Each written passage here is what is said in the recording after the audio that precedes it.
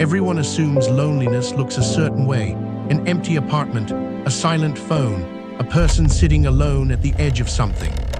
But there is a loneliness far quieter than that, far more disorienting. It happens in a full room, at a table surrounded by the people who are supposed to know you best.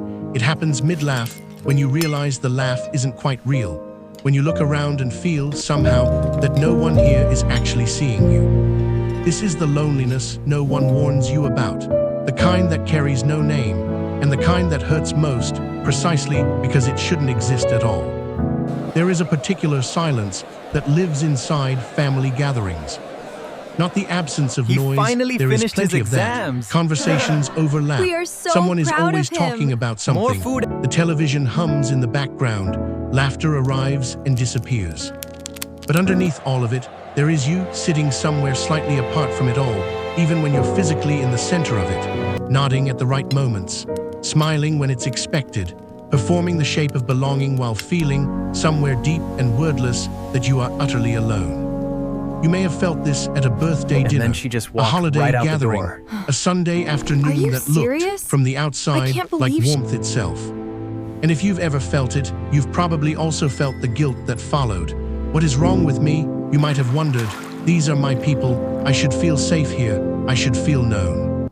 But here is what psychology quietly understands, and what almost no one says out loud. You can be deeply lonely inside a family, not despite the relationship, but because asterisk of how that relationship was built. Loneliness doesn't require absence. It only requires the feeling of being unseen. And some of us have been unseen in the very same room for most of our lives. What does it mean to be invisible inside the place that was supposed to make you whole? The strange thing about this kind of loneliness is how quietly it teaches you things. It teaches you to read the room before you speak, to edit yourself, your opinions, your moods, your actual feelings, before they ever reach the surface. It teaches you to become smaller in the presence of family, not because anyone asked you to, but because, somewhere along the way, you learned that the full version of you didn't quite fit there. Maybe it was the sibling who always got the attention and you learned to need less. Maybe it was a parent whose love felt conditional, present when you performed well, absent when you fell apart. Maybe no one was cruel. Maybe it was simply that your inner world, the real one, full of doubt and wonder and sensitivity, was never invited to the table. So you built a version of yourself for family, a curated, safer, more digestible version, and you played that role so long it became automatic.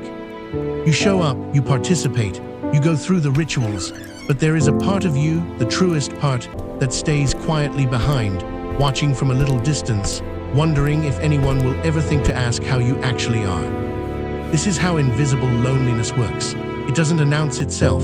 It shapes you in the background, like water reshaping stone. And one day, you notice, you feel more yourself alone in your car than you do inside your childhood home. When did the place that made you begin to feel like somewhere you had to perform? He There looked is exactly always like a a moment. turkey trying to use a It might not be smartphone. dramatic. It rarely is. That's It the might be best something thing as I've small heard as all a week. throwaway comment at dinner. So I a told joke him at the your report would be expense ready that by everyone Monday. laughs That at. reminds me, A we need to conversation schedule that the steamrolls dentist past appointment for something next you week. tried to share. I can't believe how A much parent who homework gives we have advice tomorrow. when you needed to simply be heard. A sibling who talks over you, not out of malice, but out of habit, because that is the role you were both silently assigned long ago.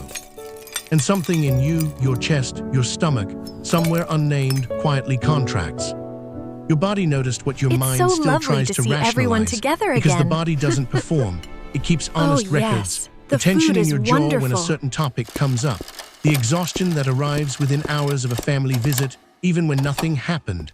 The relief followed immediately by guilt when you finally drive away. That relief is not a flaw in you. It is your nervous system telling you something true. Psychologists who study family systems understand that loneliness within families often has very old roots. It begins not with cruelty, but with asterisk misattunement, the subtle, repeated experience of reaching out emotionally and finding no one quite there to meet you. Over years, the nervous system stops reaching as far. It learns to anticipate the gap. And so you arrive at gatherings already partially closed, already braced, already lonely before the loneliness even begins. How long have you been preparing yourself before you even walk through the door? Here is the hardest part to sit with. Recognizing this loneliness, really seeing it clearly, does not make it easier to be around family. If anything, it makes it more tender, because once you name a thing, you can no longer unsee it, and there is a grief in that, a real one. The grief of realizing your family may never fully know you, not because they don't love you, perhaps they do, in the only way they know, but because the version of you they love might be the curated one, the smaller one, the one who learned to fit.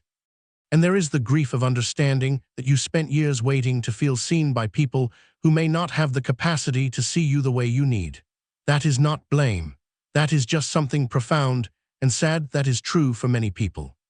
But something else lives beside the grief. Because when you stop waiting, when you stop contorting yourself trying to finally belong in a room that was never quite shaped for you, something quietly opens. You begin to grieve the family you needed and begin to build the belonging you deserve. You find your people, the ones who ask about your inner world and stay when you answer, the ones who make you feel, without effort, that the full version of you has always been welcome here. The loneliness you feel around family was never a sign that something was broken in you. It was a sign that you were always reaching for something real, for depth, for being truly known. That reaching is not a wound. It is the most human thing about you. And maybe the quiet work now is not to go back and finally be seen, but to find and tend the places where you already are.